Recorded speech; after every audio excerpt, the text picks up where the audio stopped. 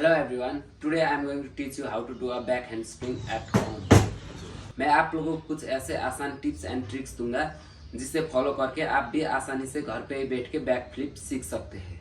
तो जब भी आप बैक फ्लिप सीखे तो कुछ ऐसे सेफ इन्वायरमेंट पे सीखिए जहाँ पे आप इंजरी होने से बच सके। अगर आपके पास कोई मैट या गद्दा होगा तो आप उससे भी यूज करके उस ट्राई कर सकते हैं।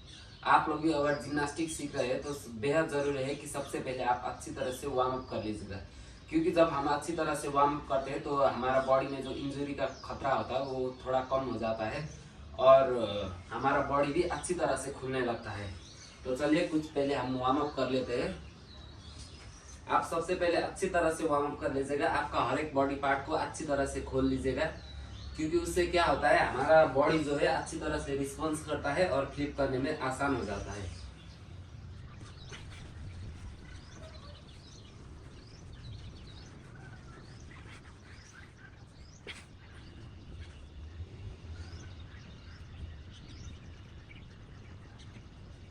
जो बैक फ्लिप है उससे करने के लिए हमारा ये जो बॉडी पार्ट है, ये लोअर बैक, ये बहुत यूज होने वाला है।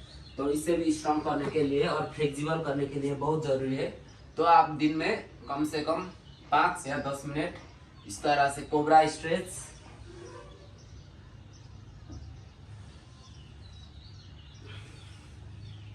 इस तरह से आप अच्छी तरह से स्ट्रेच कर लीजिएगा।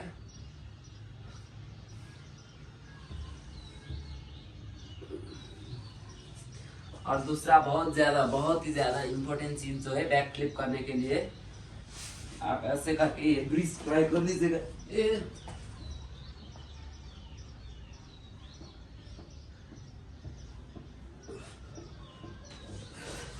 आप ये कम से कम दिन में 5 या 10 मिनट बैक फ्लिप करने से पहले जरूर ट्राई कर लीजिएगा। और उसके बाद अब जब हमारा बॉडी अच्छी तरह से वार्म हो गया तो अब हम अपने हाथों को भी अच्छी तरह से स्ट्रॉन्ग बनाने के लिए कुछ पुशअप्स या हमारा हाथ का वार्म अप जो है वो कर लेते हैं। क्योंकि जब भी हम बैक हैंडस्प्रिंग करते हैं तो सबसे ज़्यादा यूज हमारा हैंड होता है, इसमें बहुत ज़्यादा हाई इम्पैक्ट आता है। तो इसीलिए हमें इसे भी स्ट्रॉन्ग बनाना बहुत ज़रूरी है। आप इस तरह से 10 या 15 सेट कर सकते हैं।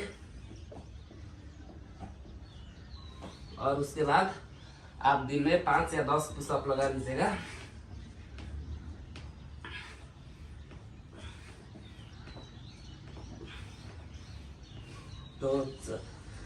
तो अब हमारा बॉडी अच्छी तरह से वार्म हो गया है। हमने हमारा बैक को भी अच्छी तरह से स्ट्रेच कर लिया है। तो फिर अब हम दूसरी पार्ट में चलते हैं, जो है बैक फ्लिप का बेसिक। फुल्ली वार्म अप हो गया है और स्ट्रेचिंग भी अच्छी तरह से हो गया है। तो सबसे पहले सबसे बेसिक सा मैं स्टेप दूंगा, क्योंकि जब भी हम बैक फ्लिप करते हैं तो हमारे अंदर जो फियर होता है वो बहुत फियर रहता है और वो जो रोटेशन होता है उसमें भी थोड़ा सा दिक्कत होता है हमको। तो पहले हमारे माइंड में हमें क्या सेट करना चाहिए, बैक फ्लिप होता कैसे है। चलिए मैं आपको बेसिक बताऊंगा। बैक फ्लिप सीखने के लिए सबसे पहले आपको आपके माइंड में ये रोटेशन सेट करना होगा, कुछ इस तरह से। देखिए इजी रोटेशन, ये सबसे पहले बेसिक है। आप इसे अच्छी तरह से ट्राई कर लीजिएगा। ऐसा करके ये अच्छी तरह से रोटेशन, जब ये अगर अच्छी तरह से आपके माइंड में बैठ जाए तो उससे कुछ इस तरह बैठ के आप उठने की ट्राई कीजिए। जैसे ये पहले हमने सिंपल सा क्या किया था, रोल ही किया था।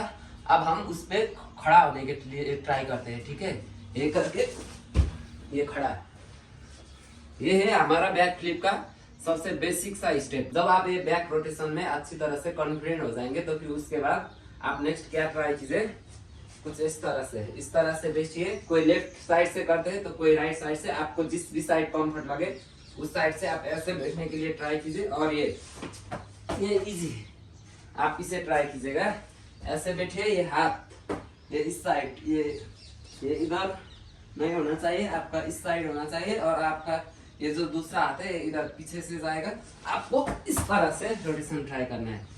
जब आप इसमें परफेक्ट हो जाएंगे तो फिर उसके बाद आपको ऐसे खड़ा होकर कुछ ऐसे ये ट्राई करना चाहिए।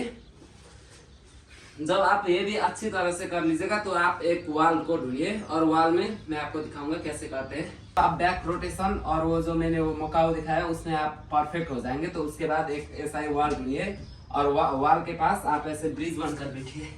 ये देखिए ऐसे करके ऐसे कुछ ब्रिज बैठिए। उसके बाद यहाँ जितने में आप हो सके उससे ऐसे घूमने के लिए ट्राई कीजिए। ये जो हमने साइड में ट्राई किया था उससे आपको अच्छी तरह से फुल कॉन्फिडेंट में, आप जब पहले हाथ ऐसे करते थे तो फिर पहले जब हम ऐसे हाथ करके ऐसे बैक फ्लिप घूमते थे, अब उसमें सेम ऐसा ही रखना है, लेकिन आपको इसमें थोड़ा सा पहले जंप करके आपको ट्राई करना है। ये देखिए ये दोनों हाथ कुछ इस तरह रखिए और फिर ऐसे ट्राई करना चाहिए। क्या किया था मैंने पहले जंप नहीं किया था, लेकिन अब मैं थोड़ा सा जंप करके बैक फ्लिप करने के लिए ट्राई कर रहा हूँ। जब आपका ये परफेक्ट हो जाएगा तो आपको थोड़ा सा अप रहकर आपको नेक्स्ट ट्राई करना है। कुछ इस तरह बैठ के आपको यहाँ से ये दोनों हाथ और इस तरह रोटेशन, ठीक है। चलिए मैं दिखाता हूँ। यहाँ पे बैठिए और ये रोटेशन। जब आपको इस रोटेशन में अच्छी तरह से आ जाएगा, आप फुल्ली कॉन्फिडेंट हो जाएंगे, तो फिर आप स्लोली क्या ट्राई कीजिए, जितना हो सके आप स्ट्रेट जाइए। रोटेशन करते वक्त आप सीधा घूमिए। हम पहले साइड जाते थे लेकिन आप सीधा ट्राई करेंगे। देखिए सीधा बैठिए वही, लेकिन उसमें अब हम क्या करें, ये जो बैक हैंडस्प्रिंग है इसे सीखने के लिए ज़्यादा मुश्किल नहीं है, लेकिन इतना आसान भी नहीं है।